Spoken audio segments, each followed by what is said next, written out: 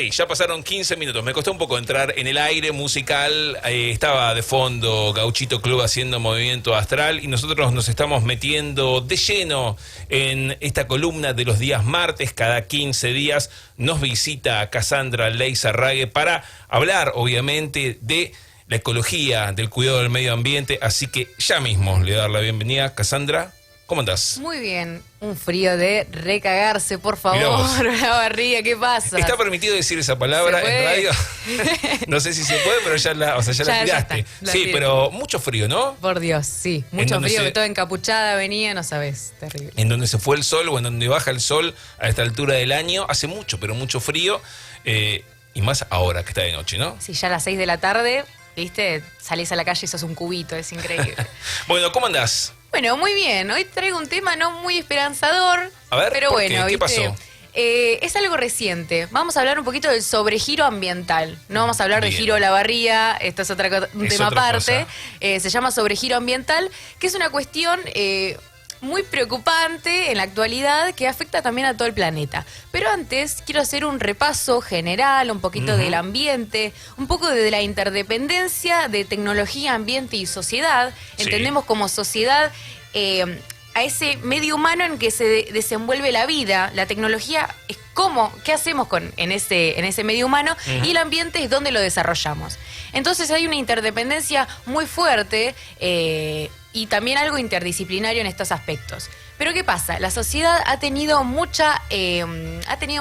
se ha involucrado demasiado y ha por ahí opacado a lo que es el ambiente y la tecnología. Entonces por ahí nos creemos como somos la única especie que ha sabido modificar el ambiente y los recursos naturales a su merced y perjudicándonos también a nosotros mismos. Claro. Entonces hay una disyuntiva y una dicotomía súper especial que nos hace un poquito únicos, pero no por el buen sentido.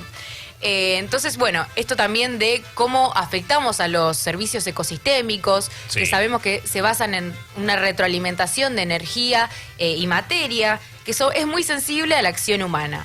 Entonces vamos a hablar un poquito de, teniendo en cuenta esta trifulca entre ambiente, sociedad y tecnología, y nosotros como individuos que estamos de acá para allá, vamos a hablar un poquito del sobregiro ambiental, que es algo que ha tenido mucho auge en estos días, porque justo mañana es el día que el planeta es el día mundial, ¿no?, del sobregiro ambiental. Esto es un tema bastante complicado de entender y por lo tanto también de explicar. Bien. Es una cuestión que lo voy a leer porque sí, para que se entienda mejor. A ver. Es el día del año en que la producción y el consumo humano llegan al límite de los servicios ecosistémicos que el planeta puede generar naturalmente en un año. Es decir, que en cierta fecha del año, los países, sí, las naciones, el planeta en general, es un día que ya utilizamos los recursos ecosistémicos, los recursos naturales que deberíamos disponer para todo el largo del año, ¿no? Estamos justo a mitad de año, o sea... Estamos a mitad de año. A mitad de año ya usamos todo. La Argentina, a mitad de año, ya usó todos los recursos naturales que tenía que disponer en la totalidad del año. Es una cuestión preocupante, como ya dije, y el Día de Sobregiro Ambiental Global va a ser este 28 de julio, y cada vez es más temprano. Es decir, que cada vez utilizamos más recursos naturales, cada vez utilizamos y nos hacemos de mucho más servicios ecosistémicos, y esto genera un desbalance no solo ecológico, sino también social. Sabemos la cantidad de problemáticas que conllevan el cambio climático, las sequías. Esto es una cuestión bastante enorme, y esto es una buena forma para saber cómo estamos encaminados. Bien. Y vemos que mal. Hay muchísimos países que no tienen un día de sobregiro ecológico tan temprano. Por ejemplo, Jamaica es el último país y tiene el día de sobregiro ecológico el 20 de diciembre. Es decir, que los estira los recursos económicos hasta más no poder. Pero ¿qué pasa? Acá hay una dicotomía muy importante, que es que ¿cuáles son los países que más tempranamente agotan sus recursos naturales? Pueden suponer países de primer mundo, potencias, China, países de Europa, etcétera. Y primero del todo, que yo no me lo esperaba, está Qatar. Qatar, que es un país que está en pleno auge con esto del mundial, etcétera, de expansión, ¿no? De infraestructura, de generar, de cemento, de concreto, de piedra. Está como súper enraizado en ese tipo de metodologías, y su día del sobregiro ecológico es el 10 de febrero. O sea, un mes dura. Un mes y o sea, ya. 40 días. 2 meses y ahí ya está. Mirá vos. Cortan todo porque le siguen pidiendo prestado a los próximos años. Esos recursos naturales que utilizan en demasía para lo que queda del año son pedidos para los próximos años. Entonces es un desbalance total que no se puede sostener. Y te hago una pregunta desde la ignorancia y que puede ser que sirva para entender. Esto es una suerte de promedio de cuántos recursos pueden usar los países en base a sus capacidades o en base al cuidado del medio ambiente, y tiene que ver también con cuántos recursos tiene cada uno de los países, porque no imagino igual, más allá de lo económico, sino que pienso en los recursos naturales, no imagino igual a Qatar, ¿no?, que puede ser gran parte de desierto, Argentina, ¿no?, que tiene selvas, que tiene Patagonia, que tiene un montón de situaciones muy distintas. ¿Tiene que ver con eso o es algo muy parecido para todos los países y eso también hace esa diferencia, ¿no?, que algunos terminen en febrero, otros terminen en diciembre? Tiene que ver mucho con la deslocalización, siento yo. Más allá del lugar de donde se extraen los recursos, es a dónde van también. Sabemos que los países de Europa, las marcas o la fast fashion, la moda rápida, tiene sus sedes en países subdesarrollados, marginados. Entonces hay una disyuntiva ahí de decir, bueno, estos países son los que más recursos utilizan, pero ¿son realmente de ellos los recursos? Está bueno. O los explotan en otros lugares y es una deslocalización tremenda. Mirá, bien. Yo creo que viene por ese lado. Países de Latinoamérica, nosotros Argentina estamos en la mitad de este gráfico, que nuestro día de sobregiro es el 24 de junio. Claro. Pasaron hace unos poquitos días y ahora que estamos pidiendo prestado... Claro. Estos 6 meses vamos a estar pidiendo prestado a años futuros hasta el punto de que haya una insostenibilidad increíble y que no se pueda sostener más el planeta y que no haya más recursos. Por eso esto de volver a nuestras raíces, volver a la economía circular, bueno, no volver porque nunca se implementó del todo, pero sí implementarla tajantemente en toda la población. Esto de la superpoblación también es una problemática bastante grande, se requieren y se demandan un montón de recursos naturales en masa, y es una problemática bastante grande. Argentina es el primer país de Latinoamérica que figura, es el país más temprano que agota sus recursos naturales para todo el año. Lo sigue en Brasil, lo sigue en Costa Rica, etcétera. Bueno, los finales están Indonesia, Ecuador, Jamaica. Ecuador me sorprenda que esté entre los últimos porque, no sé, viste, es un país de Latinoamérica. La estira es un gran ejemplo a seguir. Entonces, cada país tiene su día de sobregiro y cuando llegaría el día de sobregiro, ¿cómo llegaría? Nos permite plantear, ¿no? Si cada habitante del planeta viviera como un argentino, por ejemplo, el mundo tendría recursos hasta el junio 24, como nosotros en Argentina. Entonces nos permite plantearnos hasta qué punto vamos a llegar para que se genere toda esta parábola de decir cuándo vamos a terminar y cuándo se van a acabar los recursos. Tampoco hay un registro tan así tajante, ¿no?, de todos los recursos. Sin embargo, se tiene uno bien detallado de más o menos cuánto se puede utilizar para que no se genere un desbalance. ¿Y cuál es? ¿Está ese dato? No está, no lo tengo. Pero no sí que se reunieron muchos científicos entre 2001 y 2005 y establecieron que los recursos se utilizan para distintas cosas. Hay una parte que es lo biológico, ¿no? Lo meramente biologicista, que es los procesos naturales que nos sirven para vivir también, el tema de la alimentación, la polinización, etcétera. Y después cuestiones de saqueo de este sistema capitalista o neoliberalista también, que saquea los recursos naturales, los utiliza y no hay una remediación ni una regeneración correspondiente. Hoy en día estamos hablando de, por ejemplo, acá en Olavarría, un ejemplo claro es el tema de las canteras. Es una problemática y es una cuestión necesaria, sin embargo, pero que tiene sus pros y contras. Y obviamente la tierra es de todos y en cierto punto uno genera, ¿no?, una mala opinión hasta estas prácticas mineras, pero en sí es necesario, ¿no?, en esta sociedad que no sabe buscar otras alternativas más circulares o más sostenibles. Entonces, acá lo que sucede es que se está planteando una restauración ecológica en las canteras. Esto está buenísimo para volver, ¿no?, a regenerar estos ecosistemas que cada vez utilizamos en más demasía.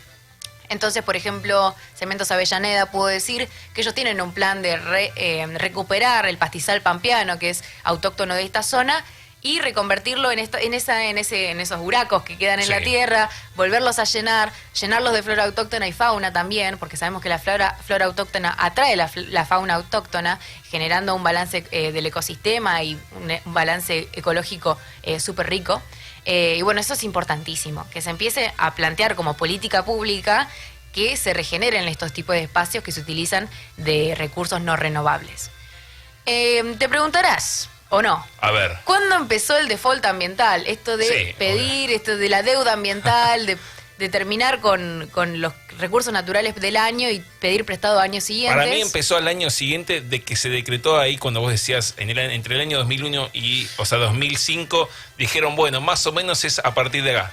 En el año 2006 arrancó. ¿Sabés que no? ¿Sabés que mucho antes? Mucho antes. 1971 es que el mundo comenzaba este déficit ambiental, deuda ambiental también. Es un default ambiental que se alcanza cada vez más temprano, y en 1971 comenzaba, y el día del sobregiro era el 20 de diciembre también. Entonces el 20 de diciembre fue el primer día de sobregiro, que fue el primer día que se utilizaron más recursos de lo que el planeta puede sostener para cada nación. Claro.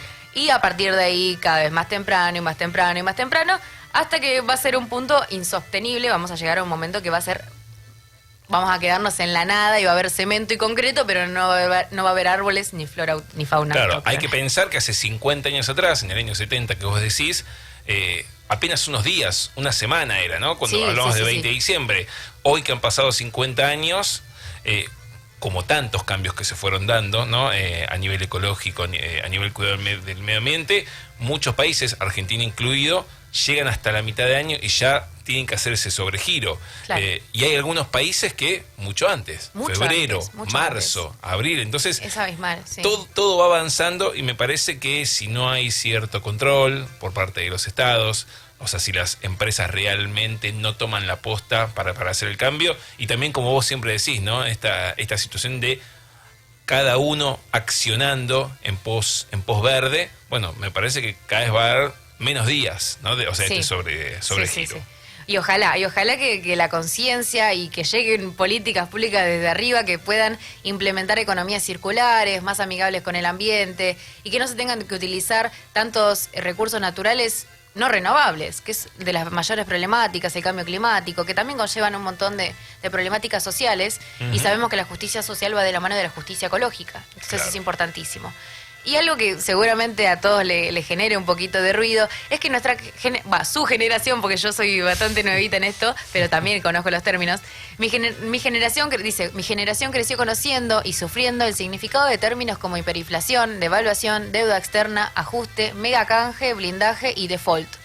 Nuestro país ha logrado recuperar de las sucesivas crisis económicas echando mano a lo que más abunda, nuestros recursos naturales.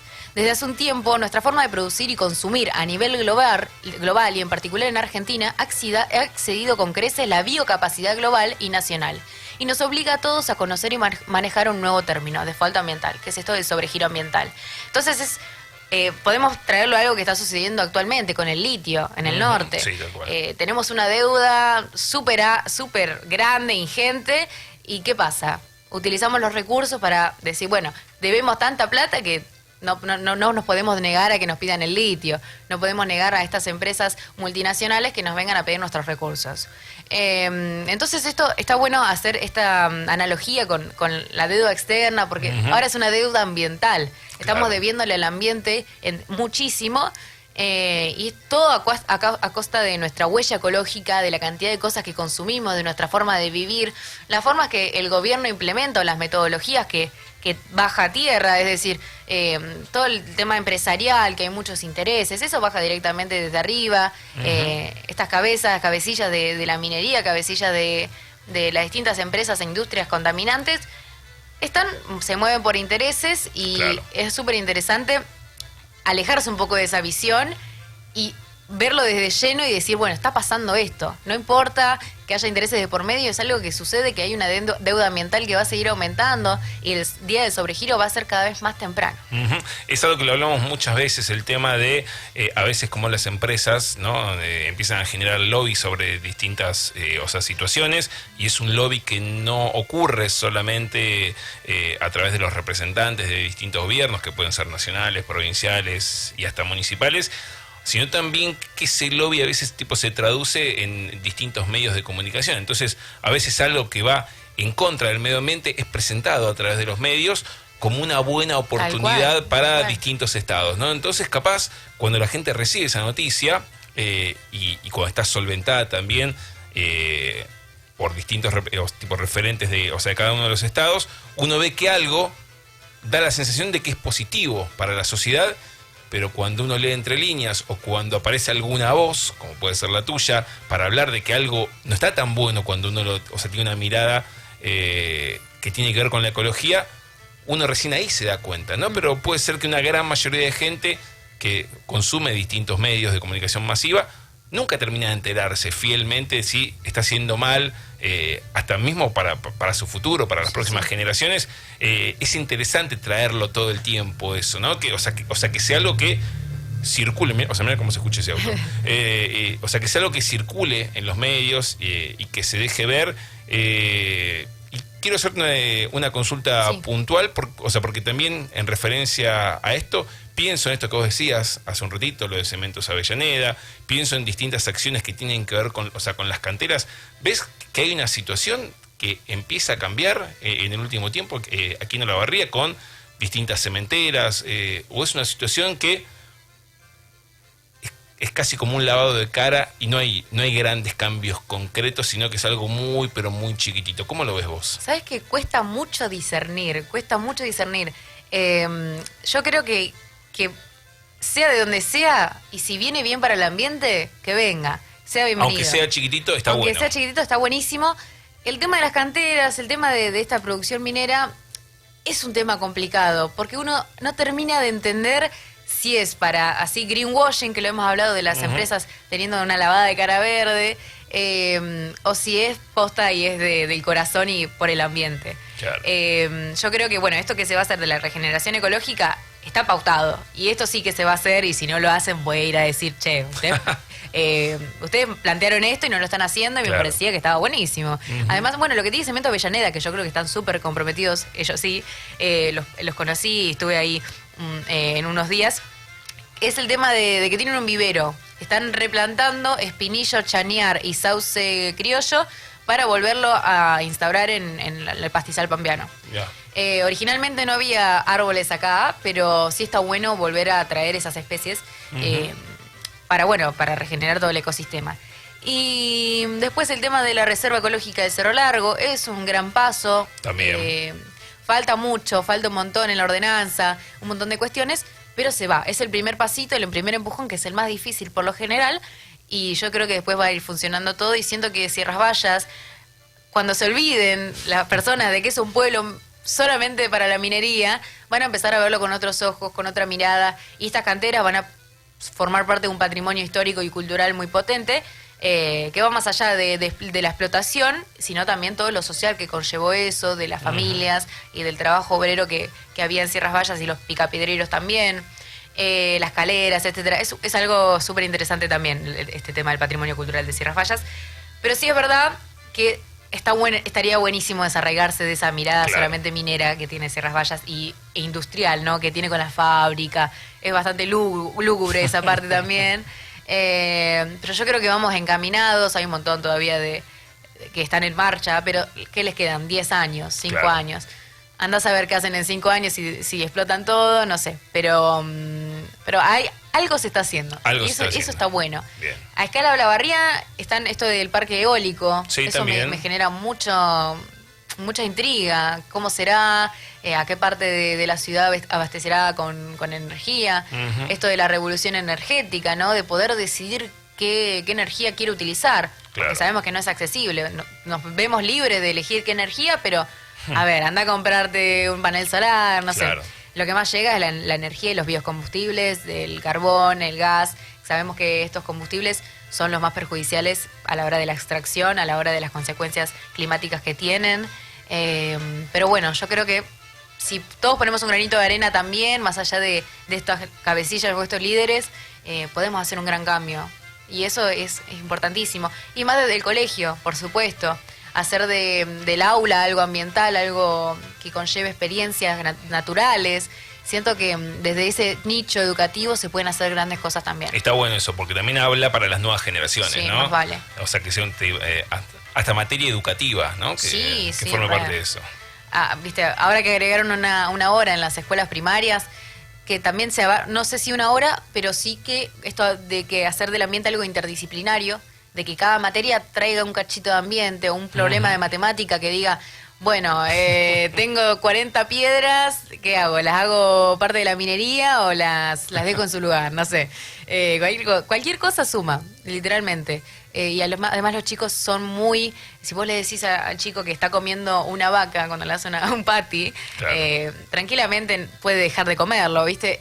No vamos a ir tan así, tan brusco, extremo, pero sabemos que los chicos en los primeros años de vida, en los primeros años de infancia, son muy moldeables en ese aspecto. Y qué mejor que hacerlo ambiental. Claro. Ambiental, no tanto con el vegetarianismo y veganismo, porque es algo extremo, que se puede hacer tranquilamente, pero no. Sino más conexión, introspección con la naturaleza, con el pasto, con el patio. Hay muchas escuelas que no tienen patio. Claro. Eso es una problemática. Hay muchas acá en La Barría que es el patio cemento. Claro, y vos decís, cuando hay verde, claro, no hay... Te enseñan las problemáticas en la escuela de la selva amazónica, de cosas que pasan en el Monte Everest, que está lleno de basura, en el Sahara. Pero nunca hay algo local, porque cuesta involucrar al pibe si no son con problemáticas locales. Entonces eso está bueno también abarcarlo, ¿no? Acá tenemos la desaparición del pastizal pampeano, los vertederos, los basureros a cielo abierto, el tema del relleno. Hay muchas cuestiones. Y qué mejor que tratarlos desde la experiencia de uno y no desde la cotidianeidad, lo que uno puede ver, tocar. Eso es lo más importante. Estaba pensando que estaría bueno un día hacer como una especie de tipo de decálogo, ¿no? 10 puntos, tipo concreto, como estabas haciendo vos recién, tipo ir mencionándolos, y cuál es el avance o cuál es el retroceso de cada uno de ellos, ¿no? Hacer, ¿no?, una suerte de tipo paneo sobre 10 puntos que tengan que ver con la ecología, con lugares, con acciones que se están haciendo, y cuál es el avance o cuál es el retroceso de cada uno de ellos. ¿Queda algo más por mencionar, Cassandra? No, nada más, que bueno, que todas estas cuestiones que estamos viviendo, como lo del Chaco, la sobreexplotación de los recursos para las actividades humanas, el tema del litio, todo esto es una cuestión que no solo es ambiental, sino también es social, y que es importante estar al tanto y involucrarse con las terminologías, porque van a ir surgiendo más a menudo, y es importante saberlas. Y para no estar desnudos o desprovistos de cualquier información el día que pase una catástrofe natural o se masifiquen la variabilidad climática. Entonces es importante saber e interesarse, al menos un poquito. Vas a ver cómo después ese río te lleva y por ahí terminás aprendiendo de la ecoansiedad o cualquier cosa. Pero es importante comenzar un poquitito para fomentar esa conciencia ambiental. Excelente. Los que quieran seguirte, los que quieran buscar un poco más de información, los que se quieran sumar a Plugin Juvenil, ¿cómo yo estoy estoy en Cassandra. Estoy en Instagram como Cassandra Leis, con doble S al final, y ahí está el anexo a Plugin Juvenil, que es la organización juvenil ecológica que donde estamos ejerciendo acá en La Barría, y tenemos también distintas propuestas ecológicas y ambientales. Excelente. Cassandra, gracias, como gracias siempre. A vos, César. Así pasaba Cassandra Leizarrague, nuestra compañera, la que martes por medio, cada 15 días, viene hasta Animal, hasta Cadena 103, para hablar en su segmento, ¿no?, el que tiene que ver con ecología, con cuidado del medio ambiente. Pueden seguirla, Cassandra Leis, con doble S al final, así la van a poder encontrar a través de Instagram. Faltan 20 minutos para que sean las 8 de la noche, siguen escuchando Animal, se pueden comunicar con nosotros, 30 81 91. Aquí estamos y vamos a seguir con un poco más de música. Vamos a meter alguna próxima canción, Conociendo Rusia y el enemigo.